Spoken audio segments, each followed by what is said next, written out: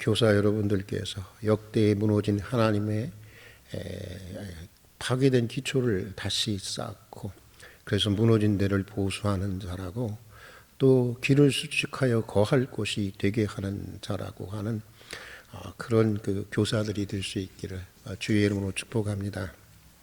교육에 대해서 말할 때마다 자주 거론되는 인물이 있습니다. 랍비 요한나 벤 자카이가 바로 그 사람입니다.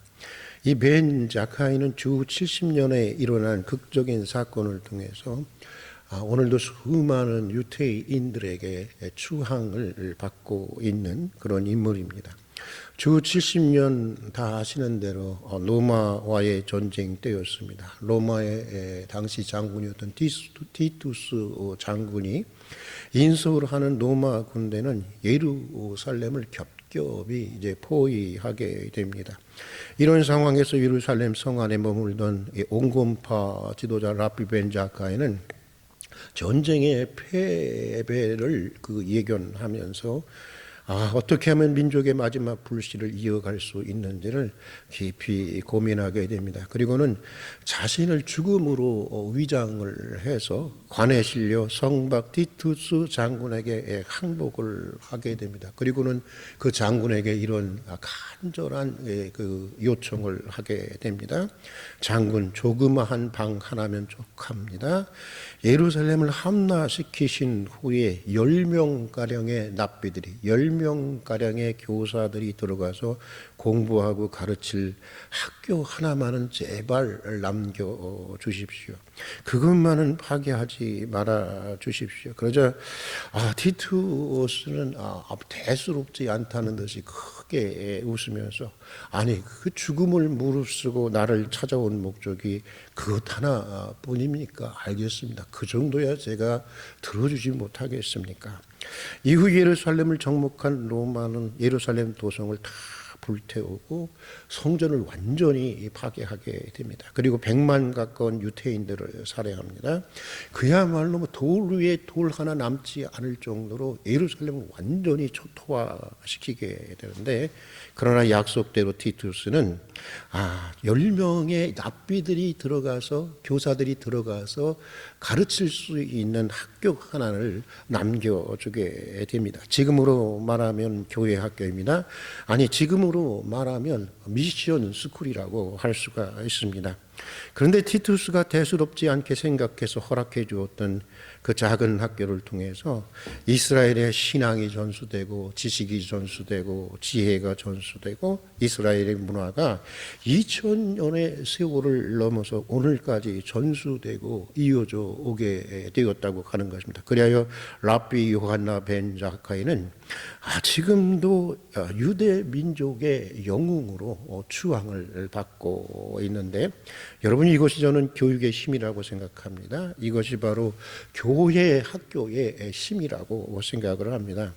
요즘 많은 선교학자들은 국내 선교니 해외 선교니 하는 것도 중요하지만, 이제는 자녀 세대 선교에 눈을 돌릴 때가 되었노라고 비명이 아니라 그냥 절규를 하고 있습니다.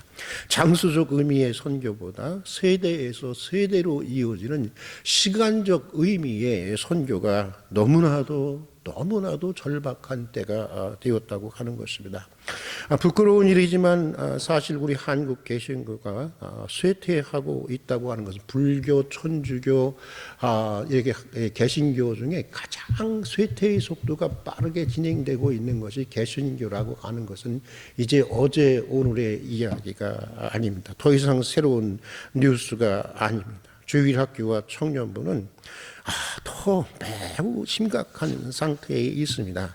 1987년 주일학교 학생 수는 전체 개신교의 절반이었습니다. 그런데 2005년으로 기준으로 해서 27%로 거의 절반 정도가 줄었다고 하는 것입니다. 아마 제가 생각하기엔 지금은 20%, 15%도 되지 않지 않을 것인가, 그런 생각이 듭니다. 특히 청년부는 뭐 완전히 다 무너졌다고 해도 과언이 아닙니다. 아주 초대형 교회에서 겨우겨우 명맥을 유지해 나가고 있지만 중소형 교회 청년부는 거의 존폐 위기에 놓여 있는 것이 한국교회의 현실입니다. 더욱 불행한 것은 우리 교회 역시 마찬가지라고 하는 사실입니다. 설교를 준비하면서 지금은 은퇴하셨지만 정말 교회학교에 남다른 열정을 가지셨던 높은 뜻 승희교회 또 제 목회 멘토이시기도 한 김동원 목사님의 책 몇 권을 다시 읽어보았습니다. 이분은 제가 교육 목사로 섬기던 동안교회 담임 목사이셨는데 이 동안교회 부임 당시 40명의 청년부를 2,500명의 청년부로 그리고 100여 명의 주일학교를 2,000여 명의 주일학교로 성장시키는데 가장 정말 중요한 역할을 하셨던 목사님이셨습니다. 도대체 무엇이 그런 성장을 가능케 했던 것일까라는 물음을 가지고 몇 권의 책을 읽었습니다. 그런데 그 몇 권의 책 중에 이분이 동안교회를 사임하고 높은 뜻 숭의교회를 개척하시면서 얼마 지나지 않았은 교사 바이브라는 책의 서문에 확실한 장래에 대한 투자라는 목사님의 글이 매우 인상적이었습니다. 그렇구나.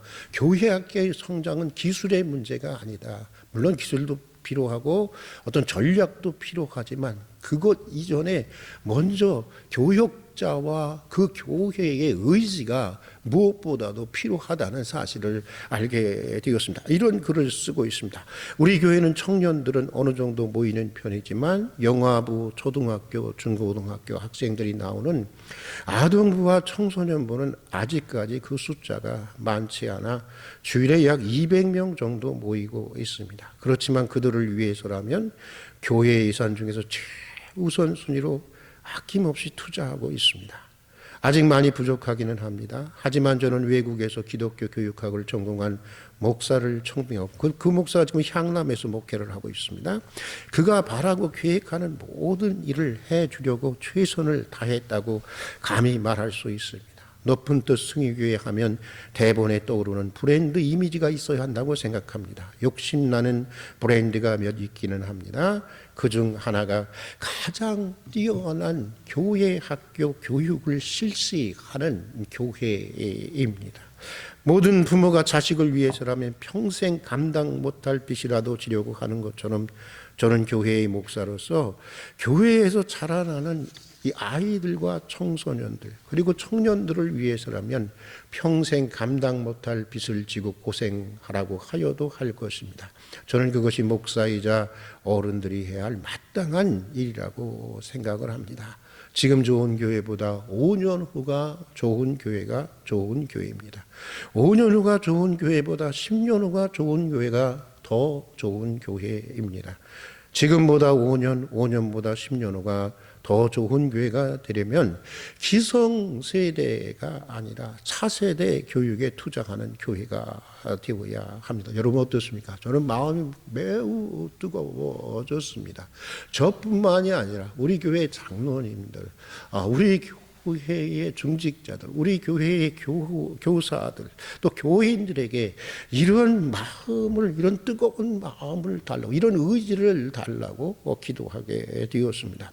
여러분은 어떻게 생각하시는지 모르겠지만 저는 우리나라가 매우 대단한 나라라고 생각하고 있습니다. 외국에 나가 보면 더 잘 알 수 있게 됩니다. 가까운 중국이나 러시아를 한번 나가 보십시오. 그들이 정말 우리들을 얼마나 부러워하는지 모릅니다. 수치상으로도 그렇습니다.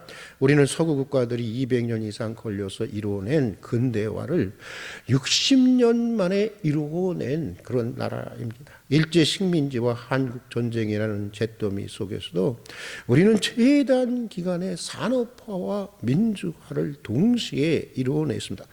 이제 세계 10위권에 진입한, 이게 꿈인지 생시인지 모르겠어요. 그런 선진 국가가 됐어요. 물론 그 이면에는 많은 문제가 있다고 하는 것도 인정을 합니다.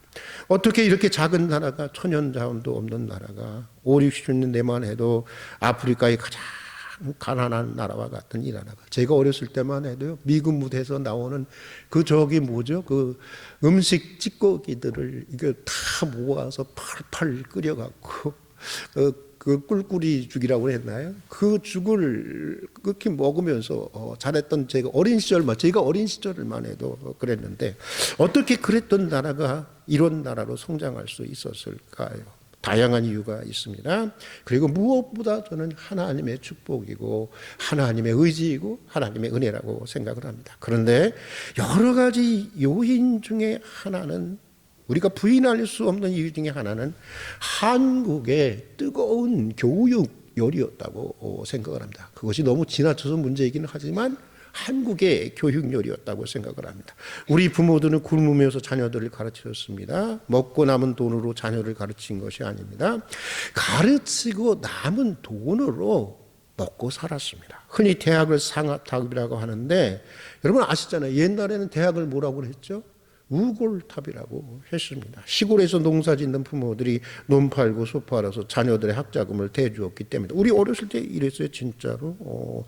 심지어 어떤 그 어머니의 경우에는 자기의 머리카락을 잘라서 자녀들의 책을 사준, 우리 김진홍 목사님도 그랬다고 하는데, 뭐 김진홍 목사님만의 얘기가 아닙니다. 시골에서는 그런 이야기들이 많이, 그런 일들이 많이 있습니다. 여러분, 그렇게 공부시킨 자녀들이 후에 산업여군이 되었고 민지투사가 되어서 서구 세계가 200년 동안 이룩한 것을 우리는 단 60년 만에 이룰 수가 있었던 것입니다. 한국교회도 마찬가지입니다.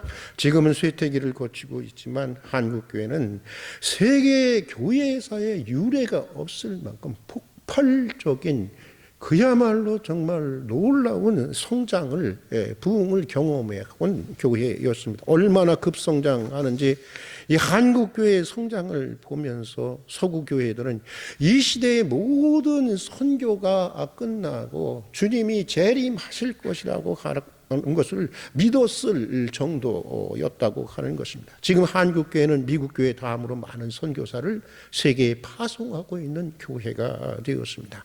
100년이라는 선교 역사, 100년이라는 짧은 시간 속에서 어떻게 한국교회가 이런 일이 가능했을까요?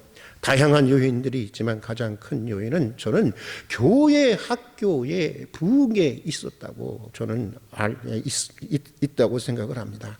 예전에는 여러분들은 아실 거예요. 우리 교회도 처음에는 그랬어요. 제가 처음 올 때만 해도 아이들이 바글바글 했어요. 어른들보다 아이들이 훨씬 더 많았습니다. 한국교회가 정말 얼마나 교회학교 열심히 했는지 모릅니다. 여러분들 아시잖아요.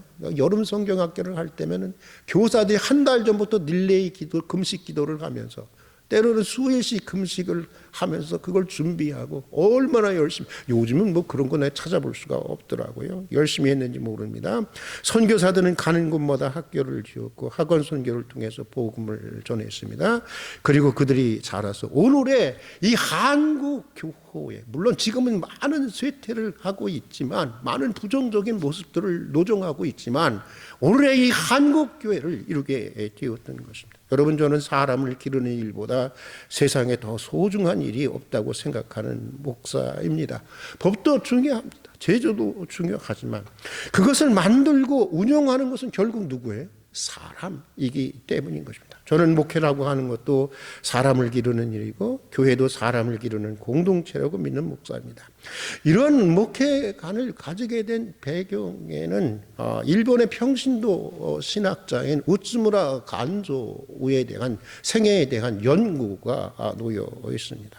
우츠무라 간조는 일본이 근대화에 눈을 뜨기 시작하는 메이지 유신 시대의 사람이었습니다.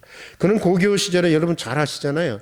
Boys be ambitious라고 하는 이 소년들이여 야망을 가져라고 했던 이 크라크 선교사를 통해서 기독교를 접하게 되었고 기독교 세계에 입문하게 됩니다.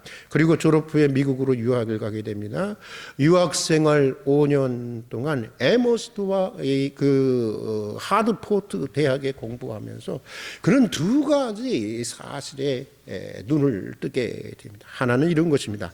사람을 기르는 일이 가장 소중한 일이라고 하는 것에 눈을 뜨게 됩니다. 좋은 법률 제도를 가지고도 멸망했던 로마 제국에 대한 연구, 그리고 강력한 군사적인 힘을 가지고도 패망했던 17세기 스페인에 대한 이 연구를 통해서 이분은 훌륭한 인격을 가진 실력 있는 사람을 양성하는 것이 모든 일에 우선한다고 하는 사실을 발견하게 됩니다. 그리고 다른 하나는 오직 복음만이 사람을 새롭게 할 수 있고 일본을 새롭게 할 수 있다고 하는